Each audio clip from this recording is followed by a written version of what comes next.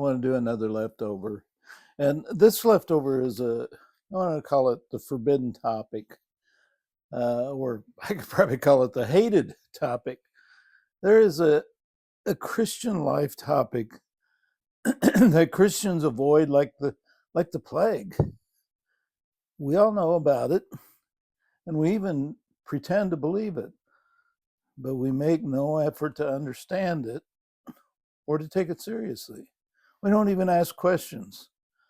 The topic that I'm referring to is based on Jesus' own words in Matthew 16:24. After telling Peter that Peter's mind was on his own interests and not on God's, Jesus said to his disciples, if anyone wishes to come after me, let him deny himself and take up his cross and follow me. There it is, the forbidden topic, deny himself, self-denial. And your instant response is, why would anyone do that? Why should we want to deny ourselves? And the quick answer and the true answer is that self-denial is the only hope that we can escape from our bad behaviors and our bad attitudes or our corrupted self. In John 12:24, Jesus added, unless a kernel of wheat falls to the ground and dies, it remains only a single seed. But if it dies, it produces many more seeds. Paul spent a lot of time in Romans and other books explaining the necessity of death to ourselves before we can produce fruit. And Jesus said that he came to earth and died for us so that we could have access to his life, his abundant life. Dying to self or self-denial is necessary for our Christian lives to reproduce within us and turn us into fruitful people. Again, in Matthew 16, Jesus had added to his disciples, if you try to preserve your own soul, self-management, you will lose yourself. But if you lose your self-serving for Christ's sake, you will be preserved by Christ forever. Now I know this all sounds upside down and backwards, and it is, but it's God's guarantee that he will do it for us. He will preserve our life if we deny ourselves. And I can swear it to be true in my own life. When I stop trying to manage my own life and stop trying to force things to happen, then God surprises me with much more than I ever thought possible. And I can say what a great life he's given me, far, far, far better than anything I could have dreamed of or imagined for myself. When I stop insisting on doing it my way and get out of his way is always better.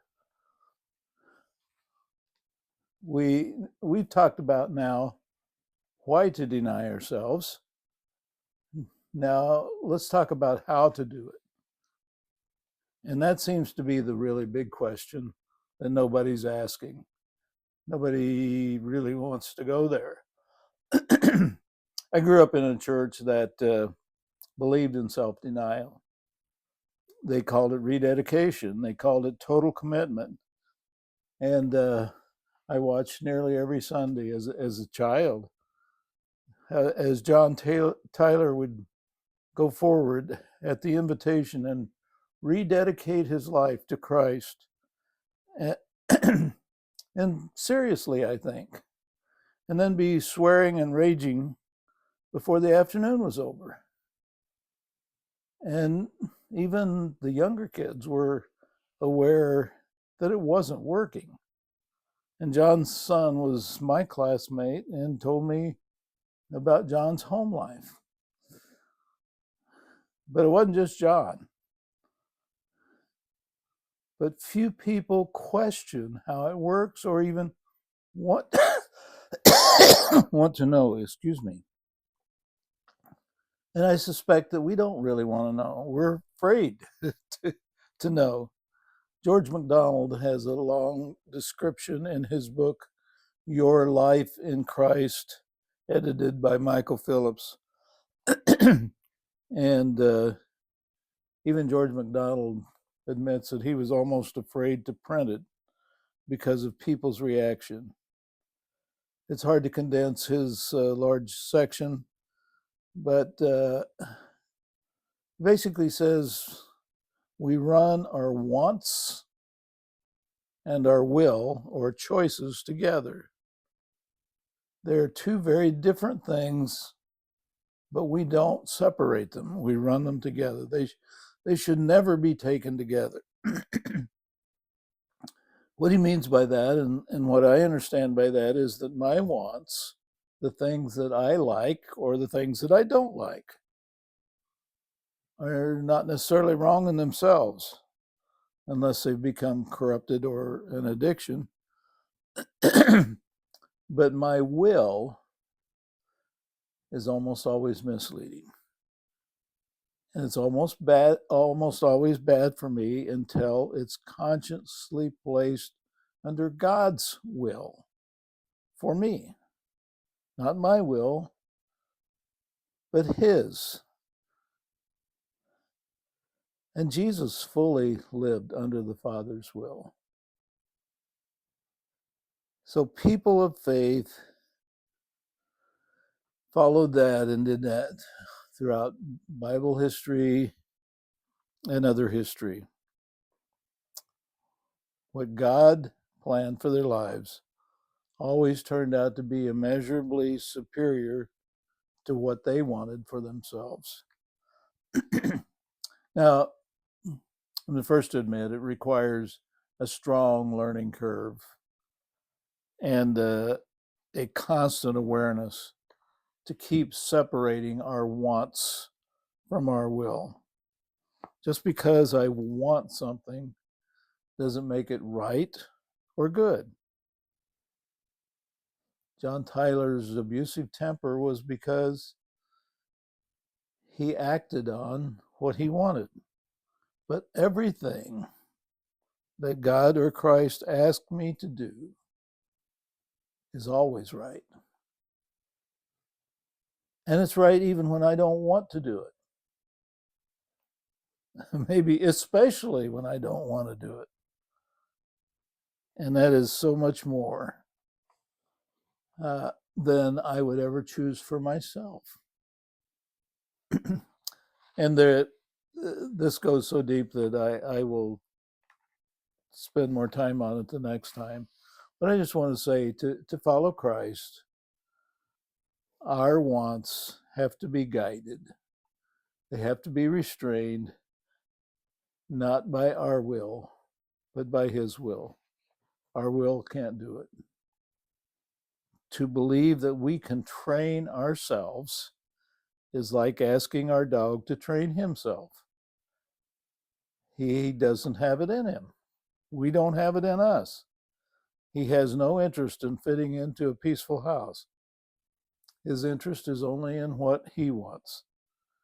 I recently retired from years of ministry, and I've had many really wonderful people give me good suggestions and bad suggestions. But many of the suggestions I could say fit into the category of stop denying yourself. In other words, tear down the life that you have been devoted to all these years and begin to live for yourself the rest of your life. The implication is, though I know that's not the intention, the implication is that my life choices are better than God's. And I've already been down that road. And no thank you. I don't want to go down that road again. I can have fun. I can enjoy life. Of course I can. But enjoying life isn't my driving force. My driving force is Christ's life and mine. Nothing else comes close to the goodness of that life.